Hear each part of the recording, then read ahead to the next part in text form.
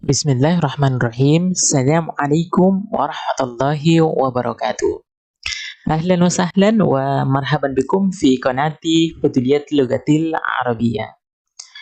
Jumpa lagi dengan channel Kepo Bahasa Arab, tempatnya belajar bahasa Arab mudah, asik, dan menyenangkan.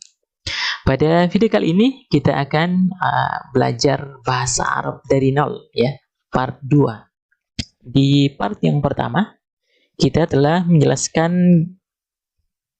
garis besar, ya, gambaran umum cara atau alur belajar bahasa Arab. Nah, di part 2 ini kita akan membahas isim dan ciri-cirinya, ya. Nah, seperti apa pembahasannya? Kita saksikan sampai selesai. Tayyib. Pertama di sini adalah isim, ya, ismun. Ismun, kata benda.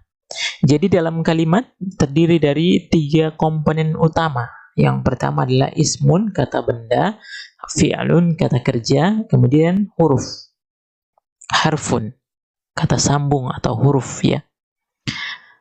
Nah, pada kesempatan kali ini kita akan jelaskan secara singkat, ya, secara sederhana agar gampang dipahami dan bisa dipraktekkan, ya, tentang isim itu seperti apa. Nah, dalam ilmu nahwu secara sederhana kita terjemahkan atau kita artikan al-ismu huwa kalimatun dallat ala ma'nan wa lam tuqtaran bizzaman. Jadi al-ismu, isim, huwa adalah kalimatun, kata, dallat yang menunjukkan, ala atas, ma'nan makna atau arti, walam tuktaran dan tidak berkaitan, bizaman dengan zaman atau waktu. Nah, jadi secara sederhana kata benda itu adalah kata yang menunjukkan pada makna tertentu yang tidak berkaitan dengan waktu. Nah, apa maksudnya menunjukkan makna tertentu tidak berkaitan dengan waktu? Nah, perhatikan contoh berikut ini. Nah, perhatikan di sini kata ustadzun, guru. Di masa lampau ustadzun. Di masa sekarang tetap ustadzun, di masa yang akan datang tetap ustadzun, tidak berubah. Itu namanya walam tuktaran bizzaman, tidak berkaitan dengan waktu. Ini nama orang, ya, ustadz, guru, atau profesi, ya. Atau khailun, nama hewan. Khailun itu namanya artinya adalah kuda. Nah, di masa lampau tetap khailun, di masa sekarang khailun, masa yang akan datang tetap khailun. Tidak pernah berubah bentuk kata khailun ini. Itu namanya walam tuktaran bizzaman, tidak berkaitan dengan waktu. Atau benda mati, daftarun, buku catatan. Nah, di masa lampau, di masa yang telah berlalu, ya, yang telah berlalu tetap daftarun, yang sedang berlangsung tetap daftarun, atau yang akan datang tetap daftarun, tidak berubah. Ini namanya walam tuktaran bizzaman, tidak berkaitan dengan waktu. Atau asjarun, pohon, ya. Di masa lampau, masa sekarang, atau yang akan datang tetap sama, asjarun. Ini bentuk jamak daripada syajaratun. Paham, ya? Baik. Nah, kata benda memiliki tanda-tanda, ya, alamatul ismi, tanda kata benda. Jadi walaupun kita tidak mengetahui terjemahannya, asalkan kita mengetahui tanda-tanda daripada kata benda itu, maka kita bisa pastikan, oh, ini kata benda, oh, ini kata kerja. Nah, itu tujuannya, ya. Kita mengetahui tanda atau alamat. Jadi alamat ini sudah jadi bahasa Indonesia, ya. Alamat. Jadi atau tanda. Nah, apa tanda yang pertama daripada kata benda itu? Tanda yang pertama adalah al-khafdu. Al-khafdu itu artinya adalah kasrah, berbaris kasrah. Contoh misalkan di sini kata bismillahirrahmanirrahim. Nah, walaupun kita tidak mengetahui terjemahannya, Oh. Kemudian kita mengetahui tanda-tandanya bahwasanya kata benda salah satu tandanya adalah berbaris kasrah. Bismi kasrah di sini akhir kata. Allahi di sini kasrah. Ar-Rahmani di sini juga kasrah ya. Kemudian Ar-Rahimi kasrah. Nah, semua kata yang berbaris kasrah kita pastikan itu adalah kata benda.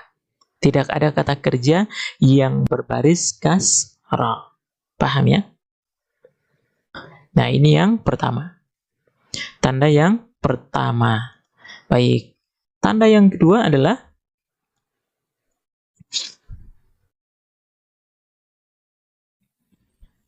at-tanwin. At-tanwin atau tanwin, berbaris tanwin, berbaris an in un, fathatain, kasratain, dummatain. Contoh misalkan ada kata rajulun, ya. Ada kata rajulun. Di sini bunyi un ini namanya tanwin. Laki-laki artinya ya. Kemudian imra'atun, perempuan. Nah, di sini kita melihat kata ini berbaris tanwin di akhirnya, bunyi un ya. Di sini rajulun, imra'atun. Nah, kita bisa pastikan kalau kata ini adalah kata benda. Ya, paham ya? Walaupun kita tidak mengetahui terjemahannya. Oh, ini kata benda, ada tanwin. Boleh juga nanti biasanya berbaris fathatain, rajulan atau rajulin, imra'atun, imra'atan atau imra'atin. Paham ya? Taib. Kemudian tanda yang ketiga adalah al-alif wal lam. Ada alif dan lam. Jadi sebuah kata dimasuki oleh alif lam, kita bisa pastikan itu adalah kata benda. Nah, perhatikan di sini kata ar-rajul. Ada alif lam di awal. Al-imra'ah. Al-imra'ah. Nah, setiap kata yang ada alif lam dimasuki oleh alif lam, maka kita pastikan itu adalah kata benda, ya. Itu adalah kata benda. Nah, perlu kita pahami di sini bahwasanya kalau sebuah kata ada alif lam, maka dia tidak bisa ditanwin. Nggak boleh bunyi ar-rajulun. Ya, di sini hanya bentuk dhammah. Akan tetapi kalau tidak ada alif lam di awal sini, ya di awalnya nggak ada alif lam, di awal nggak ada alif lam sini, ya di awal nggak ada alif lam, maka dia ditanwin rajulun, imra'atun. Tapi kalau ada alif lam tidak boleh ditanwin, nggak boleh dibaca ar-rajulun, tapi hanya ar-rajulu. Paham ini ya? Baik, itu adalah tanda yang ketiga ya. Ada tanwin, ada alif lam ya di awal kata. Nah, kemudian tanda yang terakhir adalah huruful jar. Huruful jar. Huruf jar ini adalah huruf yang membuat kata setelahnya menjadi berbaris kasrah. Nah, contoh misalkan di sini ada kata min. Min itu artinya dari, ya. Kemudian fi artinya di atau di dalam, tergantung kalimatnya kita menerjemahkan. Misalkan di sini minallahi, dari Allah, ya. Maka setelah kata min pasti berbaris kasroh kata setelahnya. Minallahi, dari Allah. Fil baiti, di dalam rumah. Nah, ini ya. Jadi ini adalah tanda-tanda daripada kata benda ya.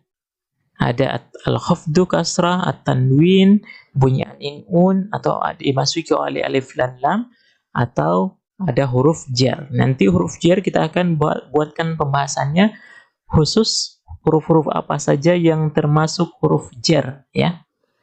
Huruf jar. Nah, itu ya cara memahami kata benda beserta tanda-tandanya. Demikian ya video kali ini.